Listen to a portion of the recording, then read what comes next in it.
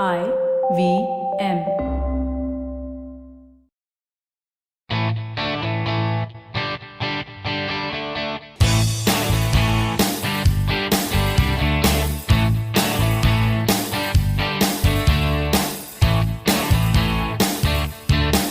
Hello and welcome to a brand new episode of the Musafir Stories, India's very own travel podcast, where each week we discuss the story of travelers in their own words and relive their experiences with you, our listeners.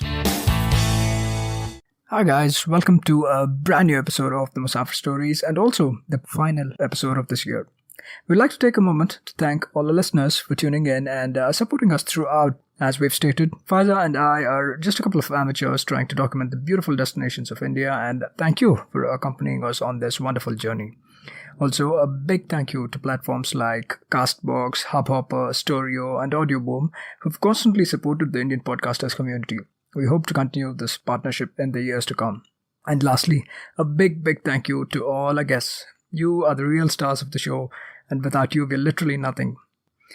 As for the final episode of the year, our guest Meenakshi and her team of Mokambika and Priya take you on this mother of all road trips from Coimbatore to London. 24 countries, 24,000 kilometers, 70 days to celebrate 70 years of Indian independence. So buckle up and get ready to zoom on this XPD 2470. Meenakshi, thank you so much for being a part of the Musafir Stories and welcome to the podcast. Thank you so much for having me, Saif. I'm very happy to be here. Pleasure is all mine. It's our pleasure too, Meenakshi, to have an avid traveler and a pro traveler, if I may, come to the Musafir Story and share your stories, your journeys with us. But before we get into the specifics, why don't you give our listeners a little bit of background about yourself, Meenakshi, as to who Meenakshi is and what she does, etc.? Right. So I'm Meenakshi. I'm born, raised in Coimbatore. I've lived all my life there. Now I live in Dindigul. I run a small niche boutique resort, which is my passion. I just bought it 4 years back. Before that, I was working with my husband.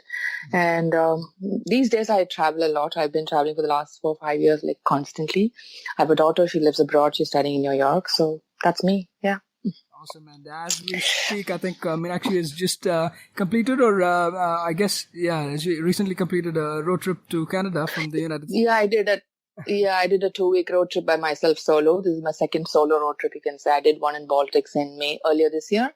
So yeah, I like traveling alone these days. It's nice. Yeah. Wonderful. So, our listeners, by now, I think they would have gauged that you're big on road trips and you're big on driving. So that was one of the reasons that we wanted to bring you to the Musafir Stories and discuss one such road trip, an epic road trip of sorts that you did recently, Meenakshi. Right. It's called or as you like to call it, XPD 2470, right? So why don't you go ahead and tell us a little bit more about that, a little bit of a background and why you did that. So XPD's expedition, 24 was 24 countries, 24,000 kilometers, 70 days, and for 70 years of independent India. So that's how it is. And I would call it the mother of all road trips. It's not just ordinary road. It's super epic. So that's what it is. And it was in March 2017 last year. We left India on March 23rd and we reached June 5th. And as programmed, I mean, like there was no delay or whatever. So we did it for 70 years of independent India. It was two other women were with me. It was an all-women road trip. No backup car, no mechanic, nothing. We were just by ourselves. So yeah, that was it. Yeah. So Meenakshi and her team of two other women, and these were strangers, by the way, right? They were not like you guys were not traveling together before this. No, haven't known them at all. They're complete strangers. I found them on social media, actually Facebook, to travel with me. So that's another story. That's a huge, big story. Yeah. Yeah, that's I think a big achievement in itself, right? Traveling with people might be quite a challenge, especially for 70 days. But traveling with strangers throws up its own challenges, right? So Absolutely. Yeah. That's something. And just for the reference of our listeners, Meenakshi did travel from Coimbatore. You guys started off from Coimbatore, and Right. they drove all the way. They drove all the way to London, and covering about 24 countries in the process, and 24,000 kilometers. So one can only imagine the kind of epicness of this road trip by those numbers, some of the numbers that we've thrown up, and it was 70 days long too. And Meenakshi, the motive behind this road trip as well, if you'd like to share that with our listeners. Yeah, it was for 70 years of independence. We've been colonized by the British, like we all know. So after 70 years, it's only right that we women go back to England and say, we've made it after 70 years. And it was an Indian car, I must say that, no, it was a Tata Hexa. So we were offered other cars, a German car, I don't want to say the name, but we actually said no, and I wanted an Indian car. It doesn't make sense to go in a German car, So we wanted an Indian car, and then Tata happened. So we call her Dano. We'll get to that later, maybe, about why and all that. Yeah. So it was for that. And then we were also talking about women literacy. It was also part of Rotary India literacy mission. So we kind of took up their cause as well. And we were targeting, we wanted to tell how important education is for women. And I think personally, all of India's problems stem from being illiterate and not aware. All problems like population, everything, the way you drive, the way your manners, everything, environment issues, all the problems, if we are literate and aware of it, I think we'll be better off. So yeah, it's a cause very close to my heart. Yeah, absolutely, and it does make so much sense as well, especially in the times we're living in, with the population outburst, if I may, right? Absolutely. Oh my God. Yeah. Is something that's very, very important, and kudos to you and your team that you guys. Thank you so much. Set off on this noble cause and managed to achieve it as well. But I'd like to get into some of the specifics as well, because planning something so big, so huge, it might have been like one of the biggest roadblocks, right? Like getting the planning and the groundwork done before you head off on the actual trip. That would have been one of the biggest challenges. So why don't you speak a little bit about the preparation part of this trip? So 2016 January, I did a road trip to Bangkok. So actually, this is my second big road trip. The first one was with family and friends, 5 cars and a bike. Okay. So I came back and I was already thinking about this London thing. So that was like a little teaser, like to see how it goes and how the dynamics are, like everything. Sure. So I came back and I started planning it. It took me like about 6 months to get it on black and white, like the route itself. You can get to London in 15 countries. You don't have to do 24. And you can go in 45 days. You really don't have to do 24. But I wanted to do a little bit of Eastern Europe that I've not been to already. Okay. So the route is all mine. So when you do that, then you'll have to look at cities, and every day you need to stop at a city. So the distance of driving, everything comes, everything comes into play there. Sure. And then I sat in front of the world map and then plotted my route. And I kind of came up with 70 days, and that's how 70 days happened. It wasn't meant to be 70 days. I wasn't looking at it. I wanted 24. So it went on like that. It just one led to the other, and then it became 70. So that's how it happened. Yeah, happy. Yeah. So that's how it was. And then I got the plan together and I put it on paper, all the details of what we saw, the budget, everything. Everything was done before I approached people to go with me, before I even told people I'm going. Like I even had hotels ready in all these 70 cities, like to where to stay. And then not just one hotel, 2 or 3, because you don't want, if that hotel is full, the second one, that sort of thing. So that it was all in like super meticulously planned, like what visas, what border issues, what border permits we need. So all that was done. That was done in September, early August and late September. So like whatever between that. 6 months before you started off. Yeah, a good 6 months before I even started looking for people to travel with me. So that's how it happened. Yeah. And I guess your co-passengers or your team got lucky, right? That way, most of the groundwork had been taken care of for them. Yeah, they didn't have to do anything. They just signed up and we did our visas and we were on our way actually. Yeah. But then there was a lot of work after that, sending paperwork. That's very laborious, like to get visas one after the other. Mm-hmm. And it can be very, very stressful because one of the co-passengers hadn't traveled before at all out of the country. So she had visa issues. Okay. Again, we'll get to that later. Okay. Mhm. And a little bit more about in terms of the documentation as well, right? Carnet was something that came in handy. I'm sure you absolutely need it, right? If you Yeah, we have anybody who sets out of India by road needs a carnet, and it's a one time payment. You can either do that, or you can pay a 220% deposit on the invoice value of a car, which is refundable after you come back. We took the easy way out because you just pay up the money and they give it to you. Otherwise, it's a lot more. When you come back, you'll need to prove that you brought the car in the same condition. You didn't bring anything extra, so it's a lot of work to get that money back. And 220% on a 20 lakh car it's a lot, right, to put that sort of payment down. So we took the easy way out, and yeah, we got the carnet. That's one big document that you need. And then you need entry papers for Myanmar and China, which is a lot of working, and you need to send in photographs of the car, 45-degree angles, inside, outside, engine, everything. All that has to be done to China as well. You need separate licenses in China, driving licenses in China. You need separate registration in China. So all that was done beforehand. People are there to do it. You can just contact them and they will do it for you. But then you still have to send in your paperwork with a well 3.5 months ahead of your date of travel. Yeah. Okay. And you kind of managed all of this single-handedly by yourself, or did you have like a group or a team or an association helping you out with this? Was there... Most of it was done by myself. I had an agent in Delhi who did my visa work. So that comes in handy because, most of the embassies are in Delhi except for the Schengen and the UK. Everything else has to go to Delhi. So I had an agent, a travel agent who did all that work for me. But everything else I kind of managed by myself. Yeah. Okay. So in terms of the groundwork and the documentation now, most of us is taken care of by this point. In terms of preparing yourself, right? Both mentally and physically as well. Did you have to take like any training courses? You've been doing road trips before that, but how about your team, etc.? Did you guys have to go through any sort of a training before this? Yeah, we went to Tata Motors to pick up the car. Hexa had just launched, and one of our cars was one of the first on the road because it hadn't launched yet. They were launching in late February. We got the car in January, end of January, mid-January. We went up to Pune, and we did 2 days of mechanics there at the Tata Motors. They taught us what can go wrong, what you can expect, how to handle stuff, and what to do with it, and not to panic. The whole thing. We did 2 days of mechanics, and all three of us were there. Okay. And we kind of learned the ropes a little bit of whatever we can, there's not much you can do with a car these days if it shuts down.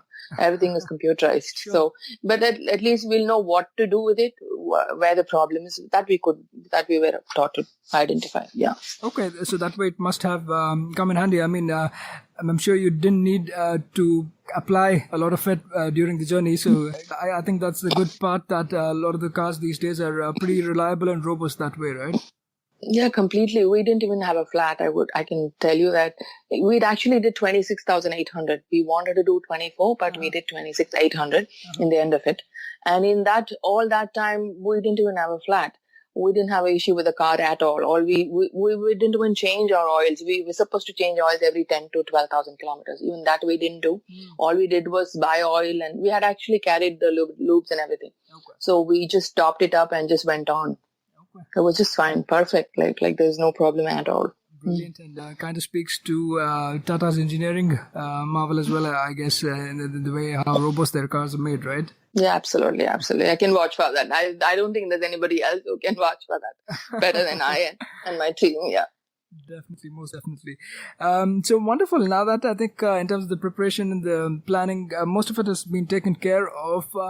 We jump into the meat of things, right? Tell us a little bit about the route that you took, driving right from Coimbatore. Which way did you head? And also give us a little bit of a flavor about the kinds of countries and the kind of terrains that you passed, so that our listeners also get a feel of this. Right? Yeah.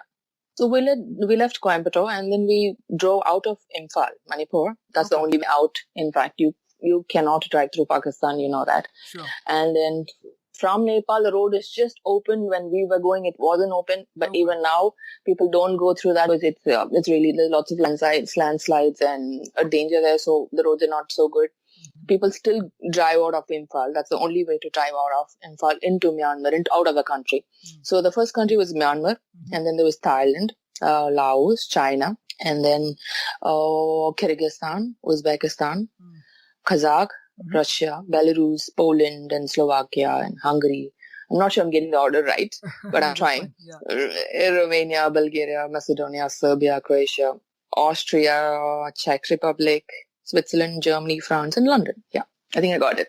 Yeah. That's brilliant. I think that deserves an applause in itself. So yeah, that was a route.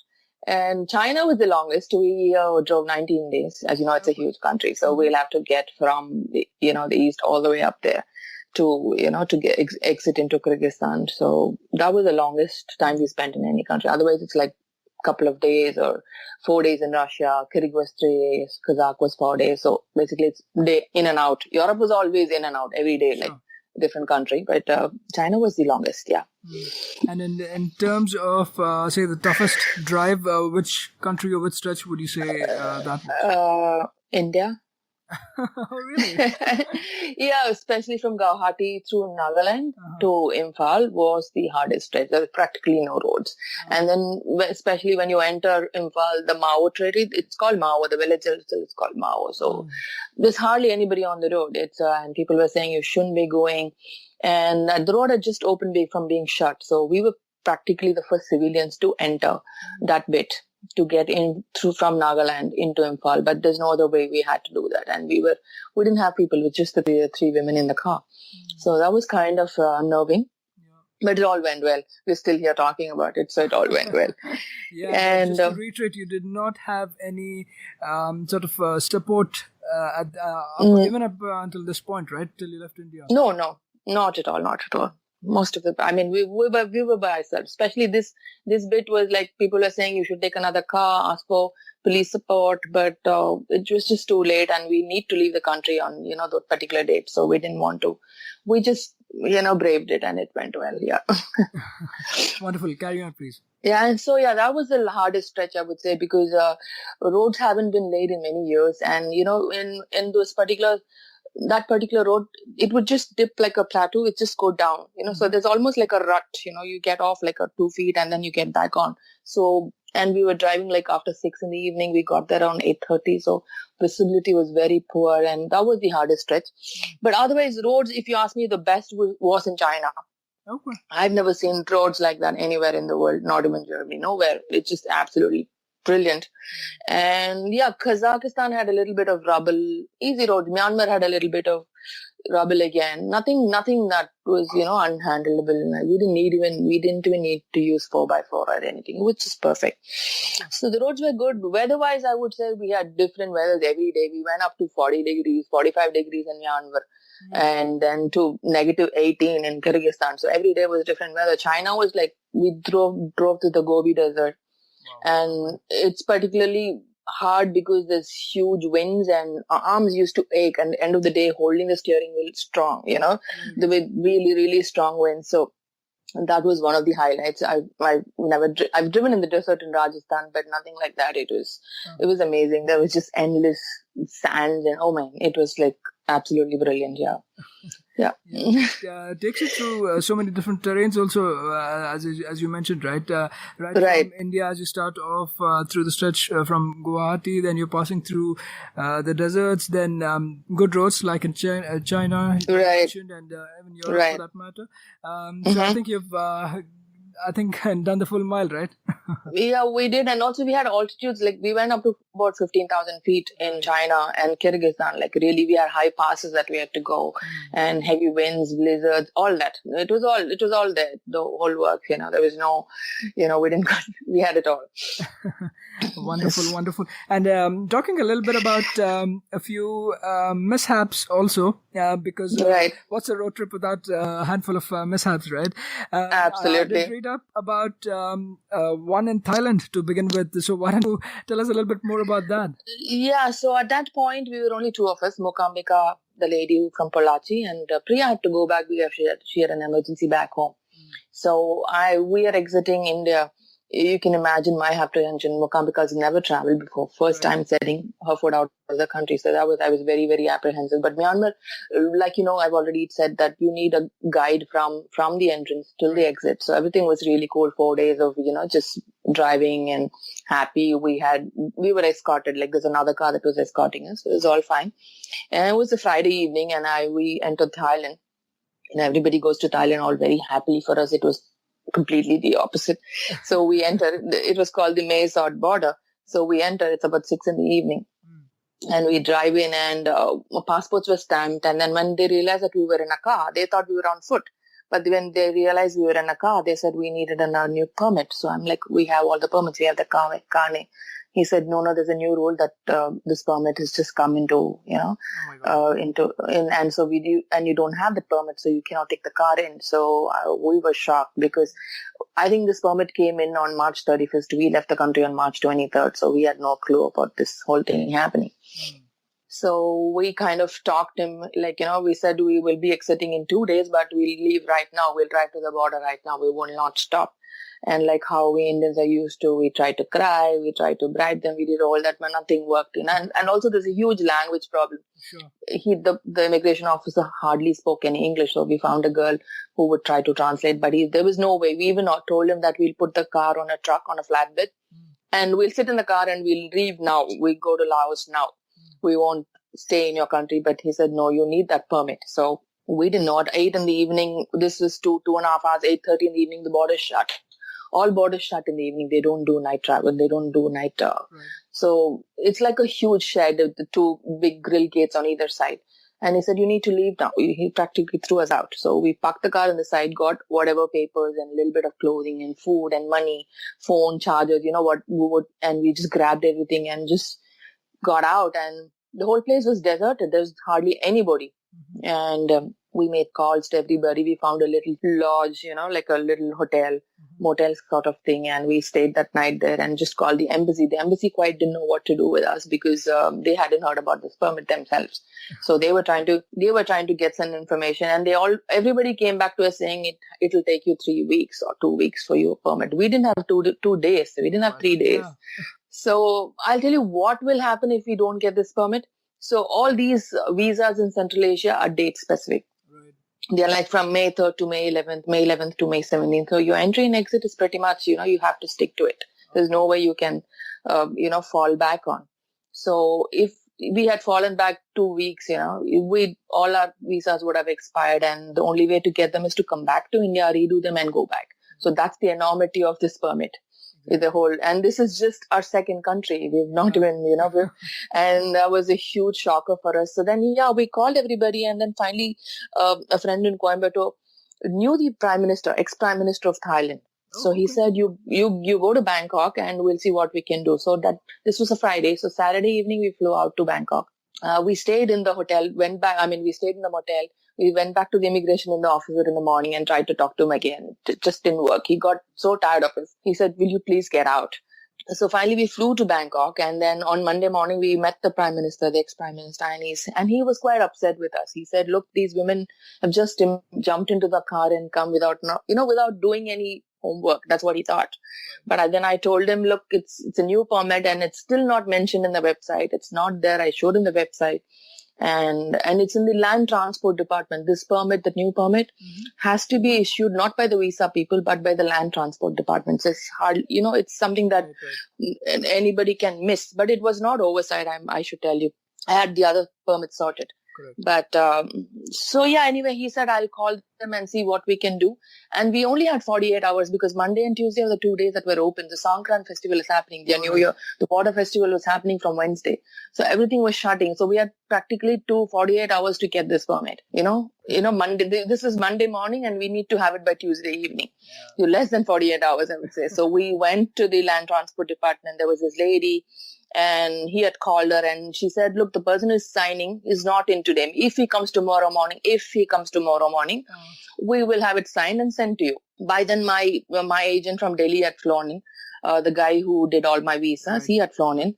And we said, okay, you follow this, and then we'll get to the border. We'll get back to Mae Sot. We'll fly back. And once you have it, you please fax it to us, and we should be okay. So there's it was my longest night of my life, I would say. It was. So then we flew back, and on Tuesday morning, by 11 o'clock, we had the permit. Believe it or not, my agent had faxed it to me, and we took it to the immigration officer, and he was aghast. He was like, wow. He was like, he didn't believe it. This has actually happened, But that's the power of our networking and, Indians and whatever. I don't know, we just pushy or whatever. We got it done. Or God was on our side. You can call it what? Yeah, I won't even call it jugaad because you actually got it done. And I guess it's one of the perks of having or knowing people who know people in high places, right? I know. I think that only happens in India, I feel somehow. We kind of network around the world. We know the important people. So yeah, we actually got the permit by 12. We were in the car. And we had left and we drove like crazy. We got out of Thailand. We got into Laos, out of Laos, and waited at the China border just that next day. So next morning we were at the China border, Wonderful. It almost sounds like it's out of a movie, especially that it's so time-bound. It was crazy. It was crazy. And when I say that motel, there was hardly anybody there. It was just me and Mokambika. And this man, like how in the movies, it is very belly-scratching, drunk man sitting there, who wanted money up front. It was like the movies, It was really like the movies. So, yeah, the movies are real, as they say, right? Absolutely. I believe it, completely. Yeah, thankfully. But thankfully, after this hellish 2 or 3 days, you got good roads to drive on. And the next country was China, like you said. Yeah, China. And then again, you have to have, as soon as you enter China, the guide is there. We asked for a lady so she can travel with us in the car. So she was with us. And then you go do they check your car to see if it's roadworthy. So they give you certify that. And then we get our licenses, all that. We do that. And then we're on the road. And 19 days, we saw so much. We saw the deserts. We saw high altitudes. It was amazing. China was really, I've been to Beijing and Shanghai before, but this is nothing that, I had expected to see. It was fabulous. Yes. Exactly right. It's away from the cities too. So that way it's a completely different phase of China that you see, right? Absolutely. I would say we saw 3 types of China. China being China. And then there was the Tibetan provinces, the autonomous provinces they call, occupied by the Chinese. And then we saw the Uyghur people. That's something that I would like to talk about, because it's a huge experience for me. And we entered Kashgar. That's the Uyghur province where the local ethnic people live there. They look nothing Chinese. They look more like Central Asians. They wear a headgear. It's Islamic. And they're completely different. So we reach, and then at 8 in the evening, I said, Abby, that's our guide. So let's step out for dinner. She says, no, I'm not going to go out because they don't like the Chinese and I could get attacked. So we're not going. You can go. You'll be fine. So we stepped out and we started talking to the locals. And, in every little establishment, like a small hotel or anything, would have a Chinese man manning that whole establishment. He's wearing white and he's wearing a red band on his left arm. So with yellow lettering. And it was quite shocking, and to see, and there were tanks everywhere. It was like being in a war zone. Those guys are being so oppressed. It's not funny. And we started talking to one person who could actually speak a little bit of English. So when he saw they call us Hindustan. They don't call India. And they love us. And so he was talking to, and he said, till the time that we find a Gandhi or a Mandela, we have to live like this, It was very sad. And if you actually look from Kashmir to Kashgar, it's probably 1,000 kilometers, straight up. It's not far. It's not far. But then we had to drive half the distance to get to Kashgar. Yeah. But the Uyghur people, they're so beautiful. It's a lot like all the buildings like how you would find in or little Taj Mahals, and it's very, very different. And they're nothing Chinese. They have no Chinese blood in them, and still China's there. And we exited China, and we were taking pictures of all the tanks. So when we came back, I told Abby what we saw, and she said, you should delete those pictures, but at the border, they're going to check you. So I didn't really believe it. But as I was driving, as I drove up to the border, security became more, and, it was like being in war zone. And just like she said, in that moment, I deleted the pictures. So they went into my recently deleted folder. And she said, and as soon as we got there, they frisked us completely. They put everything out of the car. And it's not like you don't have trolleys, you don't have carts like you have in an airport. You have to plug everything out and put it back in. So, and they checked our laptops for pictures. They checked our cameras, our phones, and even my diary, my journals that I was writing. They wanted to make sure we didn't take any information from that part of the country outside, so they can tell our story. So that was something that I've never experienced in any country. It was very different. And I'm glad I deleted those pictures. He didn't go look into the deleted folders, but I do have the pictures. But I'm just saying how, and she says if they find pictures, they're going to detain you and they're just going to keep you. So you should delete them. And thank God for that. I did that. But just like she said, they were very, very meticulous about, he wanted journals, like whatever I wrote, my logbook, he went through everything completely, like what I'd written about that particular province. So he didn't go bother about other things, just that few days that we were there. The 3 days that we were there, he was reading on that. So that's how it was. That was a really very different experience. I've never seen anything like that before. Yeah.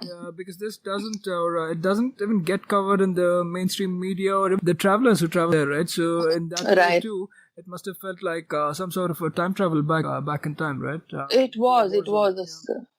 Completely so different. It was unnerving, very unnerving, I would say, because there were sirens all the time. At night we could hear, and every 100 meters you see people, heavily guarded Chinese men in the uniform, a white uniform with a red band on the left arm. Every 100 meters or feet you would see them, like heavily guarded. They had rifles and weapons and, those long time things, sort of things. Whatever. It was just being very different for me, yeah.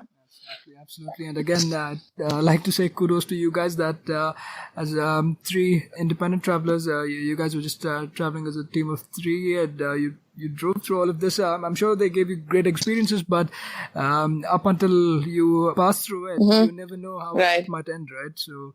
Right. Every day was like, you don't know what's going to happen tomorrow. Every day was like, but it was exciting. Yeah.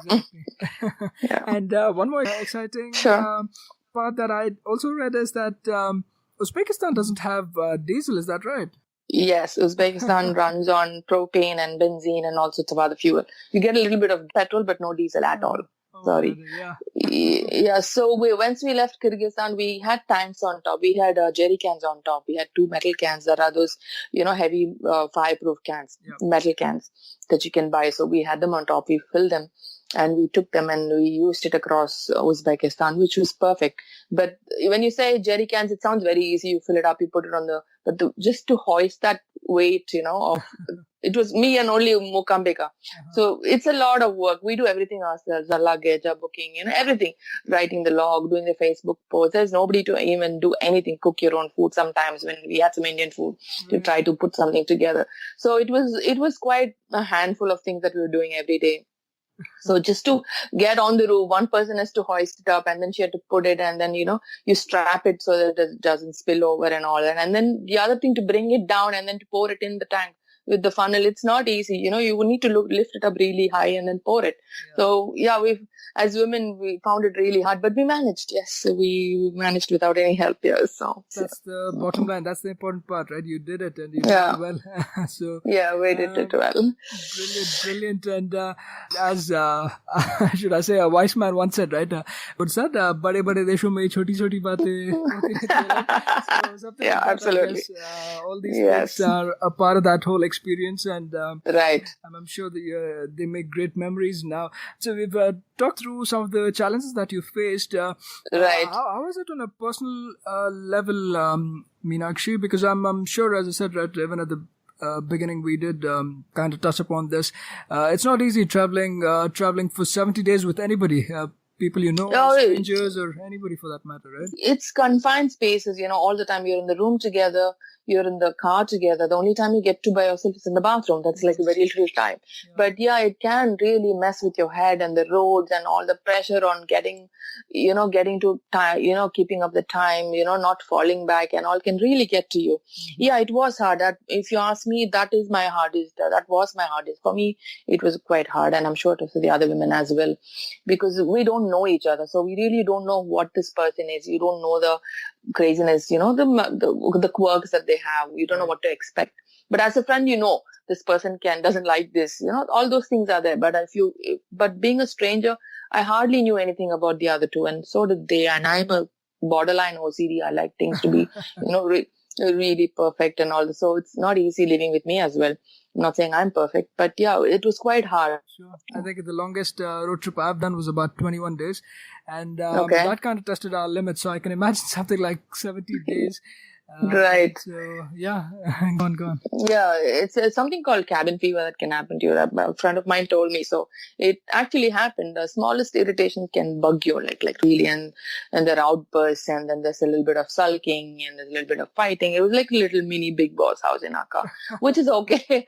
But at the end of the day, it's the experience, and we've forgotten all that. We put it behind us now. But yeah, it was there. I'm not saying it wasn't there.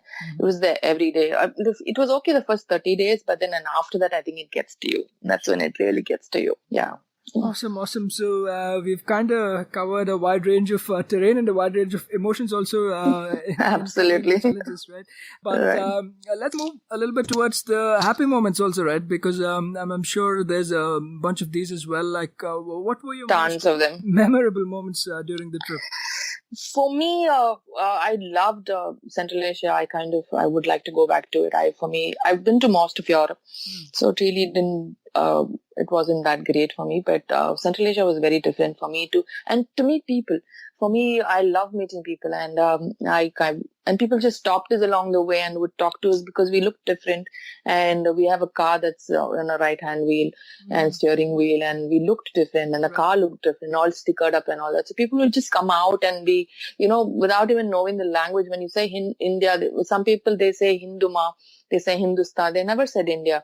They were just loving completely. They would take us into their homes, give us camel milk, feed us. And I'm a vegetarian, so they would force feed you. And I had to tell them that I don't eat meat. I don't eat meat. Forget horse meat. I don't. So yeah, for me, it is meeting people. And I'm still in touch with so many people in Uzbekistan. The embassy, I had written to all the embassies. So we were met by most of the ambassadors and the first secretaries and everybody, the military attaches. They took us around. They arranged tours for us, showed us around. They did all that. That's my highlight. I've learned a lot. For me, it's all about learning. I learn every day, and meeting people is the biggest learning, I think. So yeah, we met this whole family in Uzbekistan who sing Hindi music, Bollywood music. And the embassy had arranged a concert for us, and they call Havas, like Havas Guru. It's not the Hindi Havas, but they So I met them, and there was a family of 4 children. They're better than the One Trap family, if you ask me, because they even played their own instruments. They're fabulous. So they had a concert, and my mouth just dropped when I heard them singing Karan Johar song to Jutai Japani to whatnot, and without even an accent, and they don't know the language. They only sing it from hearing. They don't even speak English. Forget Hindi.